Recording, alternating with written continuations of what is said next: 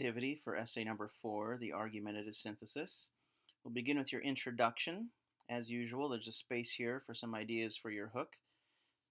I know some people like to wait and come up with a hook when they work on a rough draft, so this part of the outline is just here to remind you not to forget your hook. In terms of background information in the introduction, there's a few steps you'll need to follow. Identify the problem. You've probably already done this in the introduction for essay number 3, so just use that part of the introduction from essay 3. Establish root causes or effects of the problem, or both. Let the reader know whether you're going to be talking about causes, effects, or a chain reaction. You can do any of those three things. Number 3, frame the problem in measurable terms. You should have already done this in essay 3, but if you haven't, you should do so here now. Maybe a percentage, a total number, something measurable. These next two are optional. If you want to talk about solutions in your paper for any reason, it's a good idea to mention that in the intro. Is there a presence or absence of solutions? Do you have confidence or no confidence in those solutions? And finally, the thesis. Now, in the video presentation about essay number 4, we go into a lot of detail about how to write a thesis, and there's a whole handout about writing a thesis for this paper. So use those resources first. But these are the basic parts that you need to fill in. Who should be doing what for what outcome? 1, 2, 3. And finally, after the thesis, you need to preview your main points. So in this essay, you might be talking about 3 causes for a problem, or you might be talking about 3 effects of a problem, or you might be talking about a chain reaction. Maybe you're going to talk about 1 cause that's led to the problem, and then 2 effects. Or you might talk about 2 causes that have led to the problem and 1 effect. You can have more than 3 main points in this paper. I just wouldn't go anywhere past 5. 3 to 5, 3 or 4 is really ideal. 5 is stretching it, but you could do it. Now, I want to talk about the body of the paper and how to outline that. So first of all, identify the cause or effect, main point 1. So on this line, you'll put the same information that you put right here. So just copy and paste.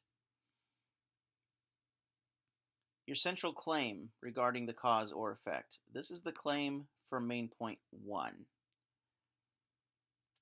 You are writing multi-paragraph main points, and there's a video about that also, and a handout. So make sure you look at those, because I will go into some good detail for you. But this claim is for all the paragraphs in main point 1.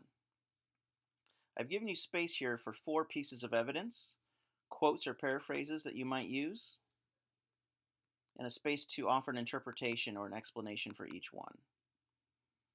That doesn't mean that you only need 4 or that you definitely need 4. I've just given you 4 spaces. If you need more space, use a separate sheet of paper or add your own line to the document. Near the end of the outline for each main point, I've asked you to identify the subtopic for each paragraph. So if I've chosen to write about the honeybee crisis, and my main point 1 is about the use of pesticides and how damaging that is to the honeybee population, then that's my claim. My claim is that the use of pesticides has caused the honeybee population to decline. And then I need to decide what each paragraph is going to be about. I might have one subtopic that is about the most damaging pesticides. Maybe there's one subtopic about financial reasons, economic reasons why agriculturalists use pesticides.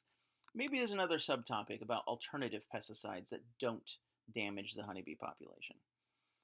But all 3 subtopics need to fall under that one claim about the use of pesticides. At the end of the main point, I need to identify how I'm going to use logos, ethos, and pathos in this main point. I will say this, you need to use logos in all 3 main points, and you need to use ethos in all 3 main points. Pathos, you need to make sure you use it at least in one of your main points in the paper. If you're going to skimp on any of these forms of persuasion, skimp on the pathos. Main point 2 and main point 3 are identical in structure to main point 1. So you come back up here, Go with your second cause or effect, copy and paste that, and put it in this blank. Go ahead and present your claim for this main point. Provide your evidence and interpretation for each piece of evidence. Identify your subtopics for your second main point, and which forms of persuasion you'll be using. And if there's a form of persuasion that you won't be using, just mark it out. In main point 3, we have the same opportunity here. Then there's a section for your counter argument.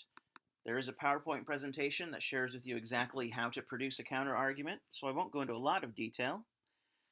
But there's a spot here to present the opposition fairly and accurately, and a place to write down some evidence of that opposition. You need to quote a source that opposes you. And then we move into the part where you respond, and you have two options. You can either refute or you can concede. If you want to refute, fill out A. When you refute, that means you're outright disagreeing with the opposition, and you're saying that the opposition is flat wrong. So, how is the opposition faulty, and what evidence do you have to prove that the opposition is faulty? If you'd like to go with concede, skip A and go with option B. When you concede, you're not saying that the opposition is right. Otherwise, why are you writing your paper? But you need to indicate that the opposition has some validity, but that validity is limited. Maybe it applies to special circumstances only, or maybe they don't understand the context, or maybe their idea makes sense ideologically, but in practicality it doesn't work. You just need to offer some evidence for your concession. Then in your conclusion, I've given you space for 3 parts. What is your refocusing statement? I prefer not to come up with this until I write my rough draft, but I did leave you a blank in case you want to fill this part out. Review your main ideas, review your thesis, and then what statements or questions do you feel like you've earned the right to state or ask? I've also given you a checklist for your works cited list, and I've given you some instructions for writing body paragraphs. So we have a topic sentence at the beginning of the first paragraph of a main point. Then we go into an explanation, introduce sources you're using for the first time, cite those sources, quote, paraphrase, interpret them. When you move on to the second body paragraph, you don't need to state your topic sentence again. You already did that at the beginning of the main point. Just go into further explanation for this paragraph, explain this topic sentence for the next paragraph, introduce any sources you're using for the first time, cite sources, interpret them, and when you get to the end of the main point, whether your main point has 2 paragraphs or 3 or even 4, when you get to the end of the last paragraph in your main point, reconnect to your thesis. And that's pretty much all there is to the outline.